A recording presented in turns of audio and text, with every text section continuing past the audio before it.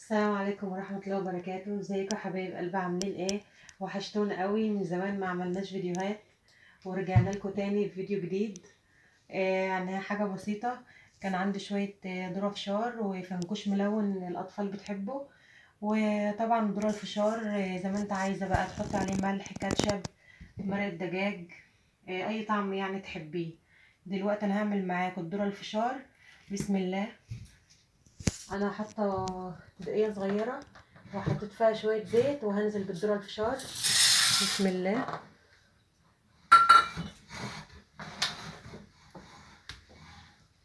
طبعا انا ههزه كده شويه علشان ايه؟ يبقى الزيت كله فيه. هبدا بقى اعلي النار. طبعا لازم أن يكون الزيت سخن، انا كنت مولعه عليه. هنعمل بقى الفنكوش الملون الاطفال بتحبه. اهو يا حبايبي، في منه عادي بس ده ملون. بصراحه ما لقيتش الا الملون. حاجه كده بسيطه يعني ومش مكلفه.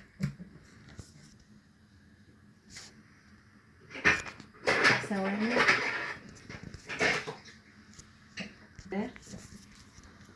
تعالوا معانا كده. هننزل بقى. طبعا انا جبت طاسه وحطيت زيت. طبعا الفنكوش بيحب الزيت الكتير. هننزل بسم الله.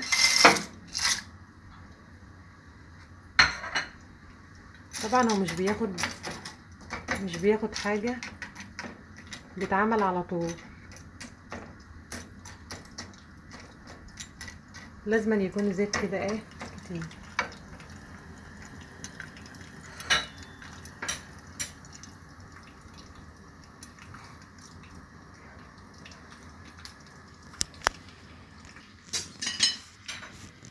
طبعا دور الفشار اهوت يا جماعه بيتعمل اهوت بطريقه زي ما انتم سامعين.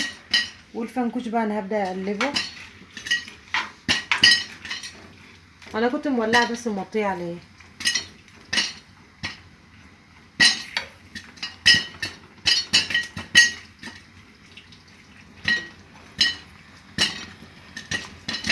طبعا الحاجات ديت يعني هتبقى طبعا انضف من الشيبسي والاطفال، بس الاطفال يعني بصراحه ايه، ما يستغنوش عن حاجات الدكان. بس انا عملت تغيير كده. يبدا يكبر معانا اهو. المفروض ننزل ايه شويه بشويه، بس انا مكتره الزيت فهو يتعمل معايا ان شاء الله.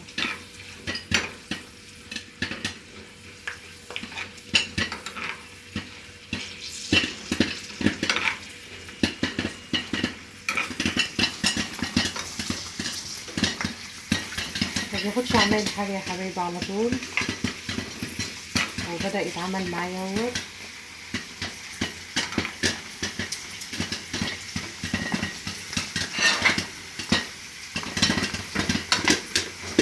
بسم الله. هبدا بقى اطلع اللي اتعملت عشان ما تتحرقش مني. وهوطي بقى على الذره الفشار.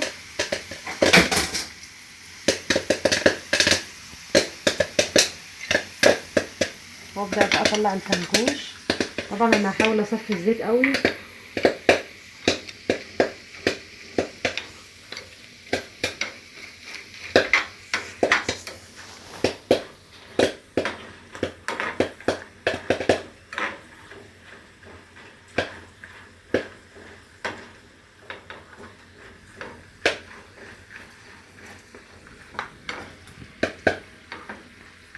طبعا الفشار يعني من احلى التسالي.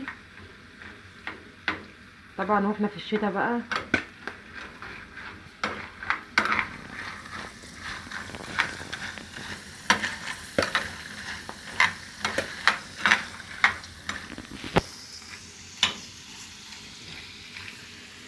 المفروض يا جماعة يعني انا كنت حطيت الفنكوش شوية بشوية، بس انا قلت الزيت كتير هيتعمل معايا على طول. بس الافضل نحط شوية بشوية عشان يتعمل على طول، يعني لو انتم مستعجلين.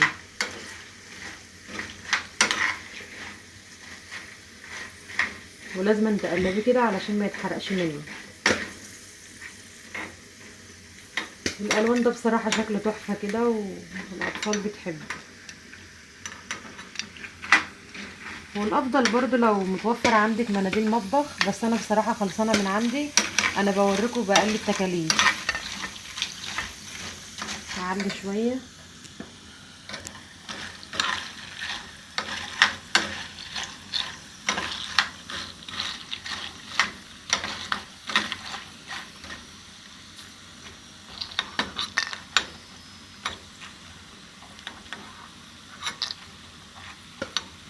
والافضل مناديل، بس انا مش متوفر عندي دلوقتي.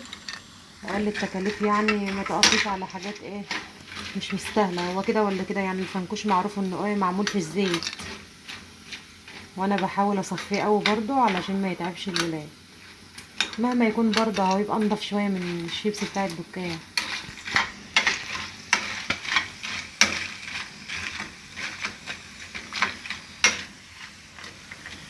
طبعا والفشار انا مغطيه عليه خالص وبتعمل براحته.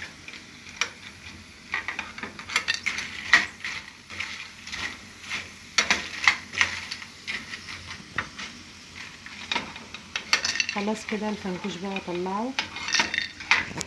بس بقى ايه بحاول اطلعه بالراحه كده علشان الزيت، عشان الزيت.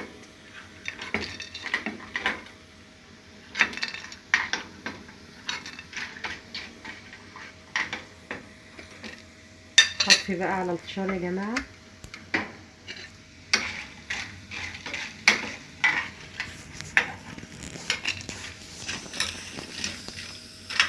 واقفل برضه على الفنكوش عشان ما يتحرقش مننا.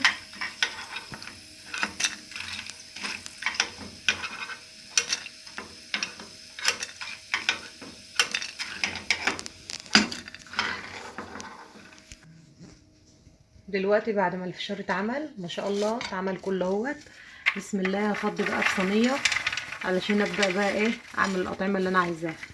ما شاء الله اهوت فشر كله معانا.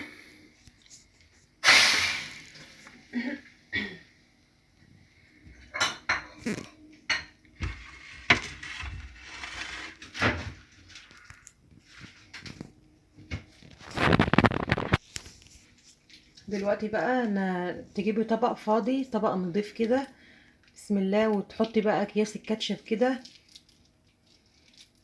يعني عشان يبقى سخن والفشار طالع سخن برضه،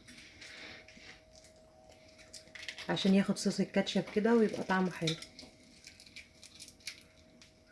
طبعا انا موطيه النار خالص.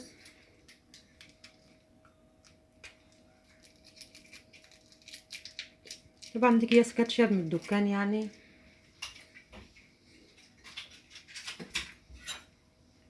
كل واحد وظروفه، وفي نفس الوقت يعني انا بقلل التكاليف برضو زي ما انتوا عارفين. قناه هنا شانل دايما بتنزل حاجات مش مكلفه وعلى قد الايد. هنوزع كده الكاتشب. تمام هيبدأ بس ايه يسخن. بسم الله هاخد بقى ايه شوية فشار. بسم الله.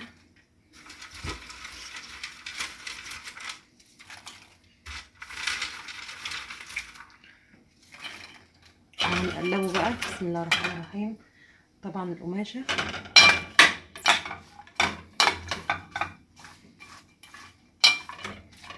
طعم الكاتشب ده جميل قوي.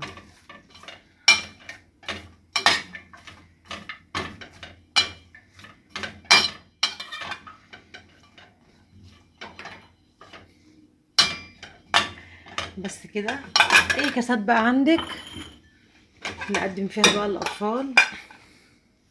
ثواني بس هطفي ايه البوتاجاز. بسم الله. ننزل بقى كده. صوص الكاتشب ده جميل قوي مع الفشار، جربوه هيعجبكم وهيعجب اطفالكم.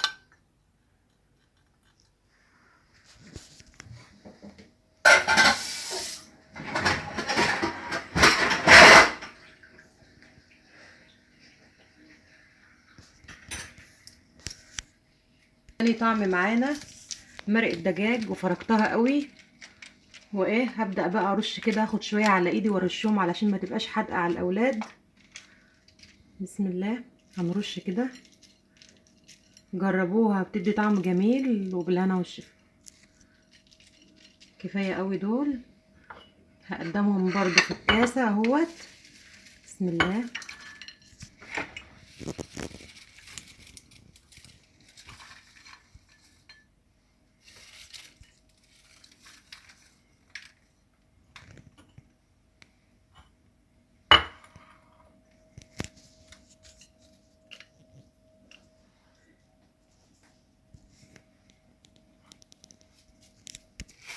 اخر طعم معانا بقى يا حبايب قلبي، ده طعم الجبنه، جبنه متبله. هبدأ كده بقى ارش.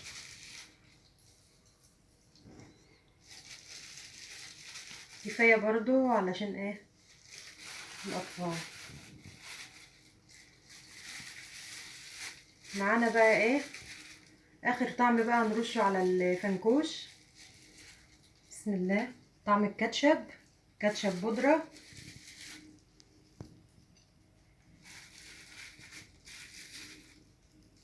بس كفايه كده. يا رب يكون الفيديو عجبكم. متنسوناش بلايك وشير وسبسكرايب للقناه، وانتظرونا ان شاء الله في فيديو جديد من فيديوهات هيما تشانل.